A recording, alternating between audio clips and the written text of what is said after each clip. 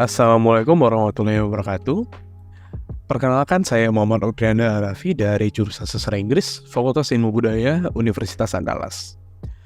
Pada kesempatan kali ini, saya dapat bertemu secara daring dengan salah satu orang penulis muda yang telah menghasilkan jutaan rupiah dari hasil tulisannya. Biasa dipanggil dengan pen name atau nama penanya yaitu Shirozer. Anindya Rahmadila telah mendorong ratusan ribu pembaca untuk membaca novelnya di website webnovel.com. Baiklah, sekarang saya sudah bersama dengan kakak Anindya Rahmadila. Sebelumnya panggilannya siapa, Kak? Aku biasa dipanggil dia ya. Oke, dengan Kak Dea berarti ya. Nah, sekarang nih Yanda ada beberapa pertanyaan nih, Kak, buat Kak Dea tentang kepenulisan novel dan seorang penulis novel. Nah, pertanyaan pertama mungkin boleh diceritain nggak, Kak? Latar belakang dari kenapa kakak bisa jadi seorang penulis nih, Kak? Latar belakang aku bisa jadi penulis itu karena keinginan atau niat. Semakin besar keinginan untuk jadi penulis, bakalan ada aja jalan untuk jadi penulis itu. Tapi selain itu kan sebenarnya aku dulu suka berimajinasi gitu. Macam kalau aku mau melakukan ini, nanti kalau di dunia fantasinya itu bisa mengapain aja ya. Pokoknya ada ide untuk membuat cerita itu, dan juga faktor pendukung sebenarnya juga dari orang tua. Orang tua mendukung untuk kita membuat sebuah mahakarya, bakalan bisa gitu untuk direalisasikan. Berarti emang dari passion ya, Kak? Iya. Oke, sebelumnya novel itu apa sih, Kak? Apa sih yang ngebedain novel sama karya-karya tulis lain gitu, Kak? Nah, novel itu rangkaian cerita yang dibuat dalam kalimat-kalimat yang menceritakan sebuah kehidupan seseorang dan juga orang-orang yang berada di sekitarnya. Novel itu kan biasanya fokus ke salah satu tokoh dengan yang sifatnya menarik. Bedanya sama tulisan-tulisan itu kan, tulisan itu sebenarnya punya ciri khasnya masing-masing. Kalau novel ini ke cerita panjang, kompleks, terus udah jelas gitu awal sama akhirnya kayak gimana nantinya. So, itu berbeda juga dengan cerpen yang notabene itu cerita pendek yang panjang katanya itu 10.000 kata kayak gitu. Oh, selain itu juga perbedaan panjang itu juga membedakan ya, Kak, antara novel sama tulisan-tulisan lainnya. Oke, silakan lanjut, Kak. Kalau novel itu bisa sampai 100.000 kata gitu. Panjang ya, Kak. Oke, kalau saat menulis novel nih, Kak, saat menulis cerita biasanya kakak mengambil inspirasi itu dari mana, Kak?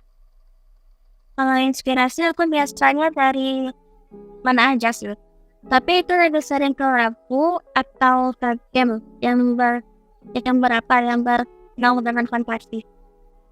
Oh, berarti, Kak, genre-genre novel yang kakak tulis itu biasanya genre-genre yang gimana, Kak?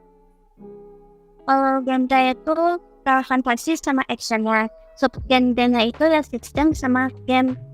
Soalnya aku lebih suka baca webtoon atau novel atau nonton juga kayak nonton anime gitu, berbau barat dan nontonnya susah untuk gitu. Iya. Biasanya nih, Kak, kan ada nih biasanya penulis novel yang wanita itu lebih sukanya ke romance. Nah, berarti kakak nggak terlalu suka romance atau semacamnya gitu, Kak?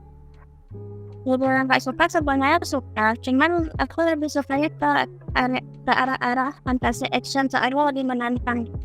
Oh, berarti kakak suka yang menantang ya, Kak? Nah, Gitu. kalau biasa kakak kalau ingin menulis novel itu mulainya itu gimana, Kak? Mulai pertama kali nulisnya itu, Kak? Yang jelasnya ada niat. Kalau nggak ada niat, nggak bakalan terlaksanakan. Atau juga kalau misalnya kita dibawa tekanan untuk membuat cerita itu, bakalan susah juga untuk mengeluarkan ide-idenya. Ide itu kan biasanya mengalir gitu aja.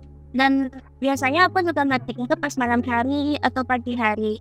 Kalau malam hari itu kan sunyi, Jadi lancar aja, nggak ada yang bakalan mengganggu kita untuk bicara atau disuruh melakukan apa-apa gitu kan. Kalau Iya, iya. pagi itu biasanya otak tanpa fresh gitu. Terus aku bikin ide itu kayak dalam rangkaian kejadian, nanti itu bisa aja ditulis di mana aja, kayak di kertas atau mau di laptop atau mau di HP gitu kan. Pokoknya tulis aja dulu idenya itu, kalau misalnya tiba-tiba muncul idenya, terus habis itu kita bikin plot, karakter, dan terakhir baru kita bikin konfliknya.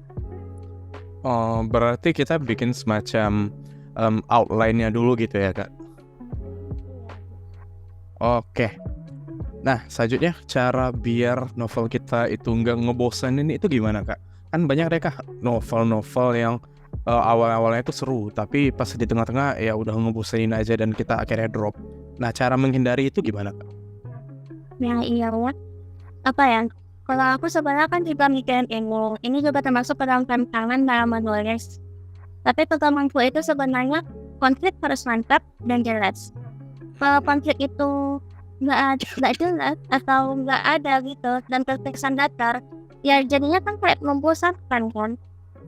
Dari pembaca itu semacam pemicu adrenalin. Kayak tiba-tiba ada pembunuhan atau orang terdekat si tokoh utama itu tiba-tiba mati atau dibunuh secara tiba-tiba, bakalan kaget kan pembacanya atau menarik perhatian kan pembacanya itu. Nah kayak itu buat pembaca penasaran dengan konfliknya tapi tetap masuk akal. Oh, gitu ya, Kak. Jadi kita bikin konflik dulu, ntar menggugah selera pembaca nantinya ya.